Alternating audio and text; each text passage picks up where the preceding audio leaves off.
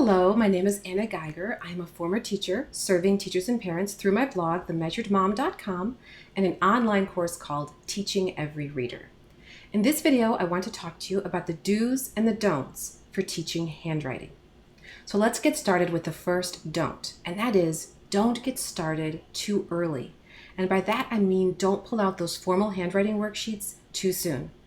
I can't tell you how many emails I get from concerned parents who say that their 2 or 3-year-old is not sitting and doing handwriting practice.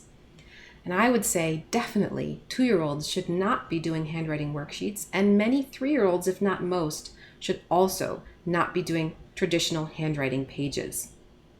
Instead, you need to build those fine motor skills first. And there are many fun ways to strengthen those muscles of the hand. The one my kids certainly prefer is Play-Doh. So they make a lot of cookies out of Play-Doh using cookie cutters. They roll them into snakes. They roll them into balls. They might make monsters out of Play-Doh by sticking toothpicks or buttons or anything else into the Play-Doh. A really good way to build those muscles in the hand. Another tip is to have kids make necklaces, whether that's with string and Cheerios or sturdy plastic string and pony beads. If that's hard because the beads slide off, you could take pipe cleaners and bend up the end and slide the pony beads onto those. Another very simple way to build fine motor skills is with stickers. Just get a sticker sheet, hand them to your toddler or preschooler, and have them put the stickers on a piece of paper. You could also integrate some academic skills in there by having them cover up particular letters or shapes that you draw on a piece of paper. If you would like a lot more ideas about teaching fine motor skills, I recommend the ebook Basics of Fine Motor Skills by my colleague Heather of Growing Hands-On Kids. She's an occupational therapy assistant, and so she has a lot of information for you about what kind of fine motor skills you want your children to have at particular ages, and also very specific ways to build those muscles. So I'll link to that below this video. Let's also talk about not getting hung up on a particular handwriting style. There are many preferences out there. Some people like the Zahner-Bloser method, which is very boxy, a lot of circles and lines, or the Danielian, which is more slanty and which leads into cursive. And then some people say, start with cursive right away. I would not want you to get hung up on which one is the best one. I would just pick the one that you like the most and stick with it. Unless, of course, you don't have a choice. And that would be true for most teachers who have to use what their school uses. And for people like me, whose kids go to school beginning in kindergarten, what I did when my oldest was ready for school was I asked the school that I knew she'd be going to for a printed letter formation chart. And that way I knew that when I taught her to form her letters, she'd be forming them in the way that she'd be expected to write them in kindergarten. Whatever you choose, be consistent. So make sure that you know all those strokes and that those are the strokes that you model and expect your learner to use when writing letters. Do group similar letters together. So for example, if you are doing straight line letters, you teach E, H, and T together. And I also recommend starting with those simple to form capital letters. Then when you start teaching lowercase, again, you group similar letters together, like the C stroke letters, C, G, A, D, and so on. Now, some people will tell you that if you're teaching kids to write their name and they're in preschool, you should absolutely teach capital followed by a string of lowercase. Because when they get to kindergarten teachers want to see the name formed properly. They don't want to see it in all caps. And to that I say, you've got to go where the kids are. You can't force them into something they're not ready for just because of an expectation down the line.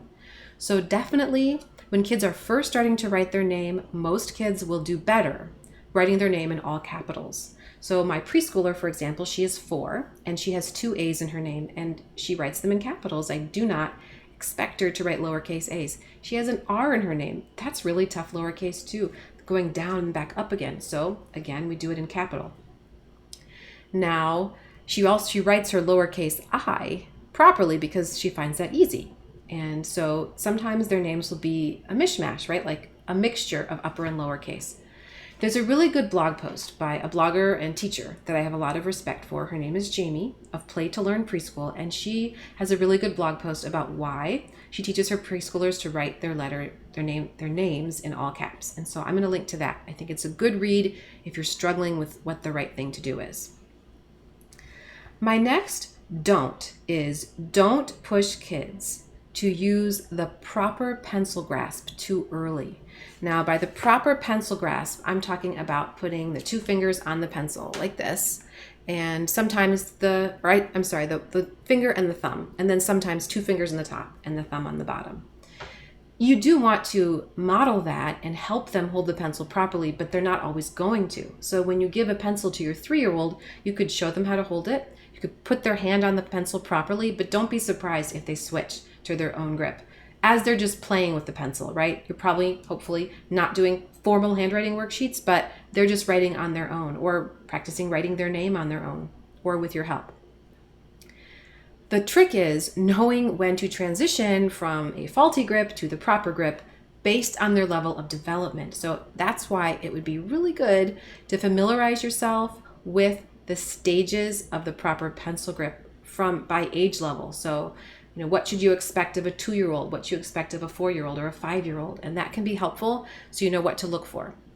Now, of course, just because there's a example of where they should be going along the line, not all kids follow it, right? And so that's okay. I actually had one of my kids at 1.5, he held the pencil correctly. And then, this is bad, but somewhere along the line he stopped doing that, and now he is in 2nd grade and does not hold the pencil properly. I hate to say it, and also that's true for my 5th grader who does not hold the pencil properly. I taught them correctly, they went off to school, and suddenly, I don't know, somewhere along the line they found their own grip, and I missed it. And then they'd learned it that way. And I've tried to correct them, and I think it's kind of too late, and I had to kind of pick my battles. So try to do better than I did and catch it sooner, because there are some things you can do to help. If they have a poor grasp, one trick is the pom-pom trick. You give them a small pom-pom to put under their final 2 fingers, and then they hold the pencil like this, and that keeps those fingers out of the way and helps with the proper grip. Another trick is the OK trick, where you show them how to make an OK sign, and then they pinch the finger with those OK, and then the other fingers tuck in. I like to use a pencil grip. Now, when I was a teacher, I required my students to use these pencil grips during handwriting practice in 1st and 2nd grade. And my favorite one is called the pencil grip. I like it because it's squishy, it's comfortable. There's an R to show them where to put their thumb if they're right-handed, and an L to show them where to put their thumb if they're left-handed. So check into these. They're a little pricey, but I do believe they are worth it. I'll give you a link to those too. Another trick you can do if kids are not holding the pencil properly is to give them smaller tools like golf pencils or short crayons. That can help if they have to compress their grip a little bit to help them hold the pencil properly. Now, do not forget about your lefties. They need a few considerations when we're teaching them handwriting. And I have a little experience here because even though my husband and I are both right-handed, 4 out of our 6 kids are lefties. Kind of strange. We don't know yet about our youngest because he uses both hands. But our middle 3 boys and daughter, they just finished 3rd grade, 2nd grade, kindergarten, and then our preschooler. They're all lefties. And so there's a couple things I've learned. Number 1 is that you really want to help them not hook their wrist. So the greatest way to do that is to have them tip the paper up as they're writing so that they are not hooking. They're writing in a comfortable way. So tip the paper up to the left 45 degrees. Another thing to do is to make sure that they have the right tools. Some kids need a lefty scissors, and my oldest lefty needs that. My other kids, doesn't really matter, but for him, cutting with right-handed scissors made his hand hold the scissors in an awkward way, and it wasn't good. So keep an eye out for that and buy them. They're very affordable on Amazon. Something you might consider, I have not done this, but some people do and it works well for them, is to get special handwriting pages for a lefty. You might say, what is the point of that? Well, there's a very good reason. When kids are doing handwriting worksheets, they are looking at the letter and then they are writing and looking at it, they're copying it, right? But if they're a lefty and they're writing like this, look, they're covering up that sample letter. So a lefty handwriting page would have the sample letter on top and on this side of the page. So as they write, they're moving away from it. It's also kind of nice because it keeps them from getting all that smudge under their hand, which is often a problem for left-handed writers. It's also true that some occupational therapists will tell you it's okay to have them form the letters a little differently. So if you can see this, for example, a right-handed kid would make an A like this and then go across to the right. Did you see that? I went across. Whereas a lefty might pull across to make the line over. So hopefully you could see that. That is okay to have them pull the letter instead of push across. I actually see that with my own kids and I don't say anything about it. I think it's just natural for them. So that would be another thing to keep in mind. The next thing I want to talk to you is to encourage you to do is to have regular, consistent handwriting practice. All right. So if you're doing this at home, try to be consistent. Maybe 3 days a week. Do 5 or 10 minutes of handwriting practice at the table, and maybe pick a specific time of day so you don't forget. If you're a classroom teacher, again, you'll want to be consistent. I wouldn't go overboard. So, you don't need 30 minutes of handwriting practice, but 10 or 15 minutes every day is good to do. If you are looking for handwriting pages that are going to work for you, I have a series of incremental handwriting pages on my blog that start from simple and get more complex. These are a set of free worksheets, the ones that I created to help my preschoolers learn to write way back when, my oldest kids. And I call them letters of all sizes, and they are bubble letters where kids write inside of the letters, and they can start with the largest letters on the page and work their way down to the smallest letter with which they're comfortable. They may not write all the letters in one sitting because the smaller letters are too hard.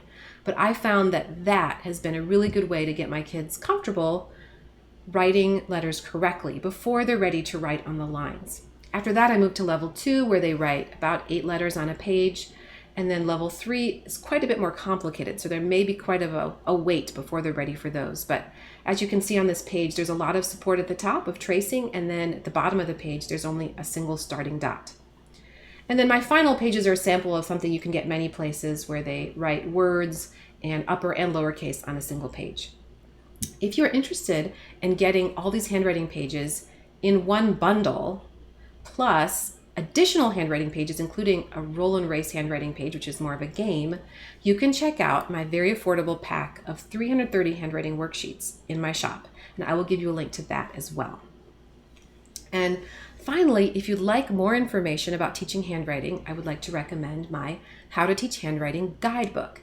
This is based on my free email series. It's a printable version, and it also has bonus content. So not only do I go through all the things in this video, I get into more detail. I also talk about how to help kids who are reversing letters. And then I have some printables at the end, including a list of toys and games that build fine motor skills, a list of 25 low prep fine motor activities, a printable Zahner Bloser style letter formation chart, and then a list of creative multisensory ways to form letters separate from worksheets.